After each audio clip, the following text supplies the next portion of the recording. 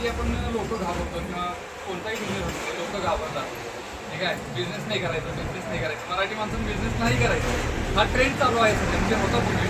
पण सध्या कसं आहे, बिझनेस केला तर तो कसा टिकवावा आणि कसा तो पुढे लोकांपर्यंत पोचावा यामध्ये आपल्याला जायला पाहिजे, ठीक आहे. कारण आपण आपल्या इचलकरंजीमध्ये जसं बघितलं पूर्णपणे मारवाडी समाज या बिझनेसमध्ये आहे, ठीक आहे. त्यांची तुम्ही कला शिकून जर घेतली तर आपला पण हात कोणीही पकडणार नाही. यामध्ये कसं आहे, मी 1 वर्ष लक्ष घातलं, यामध्ये थोडंसं मी सर्कल केलेलं आहे, लोकमत जाणून घेतलं काय आहे कसं आहे.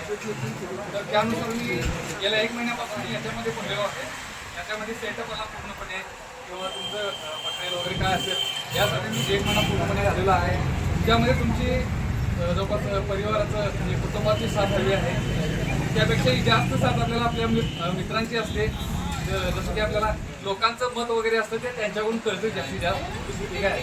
तर यामध्ये मला बऱ्याच मित्रांनी जे काय सेटअप वगैरे आहे करण्यास खूप मदत केलेली आहे.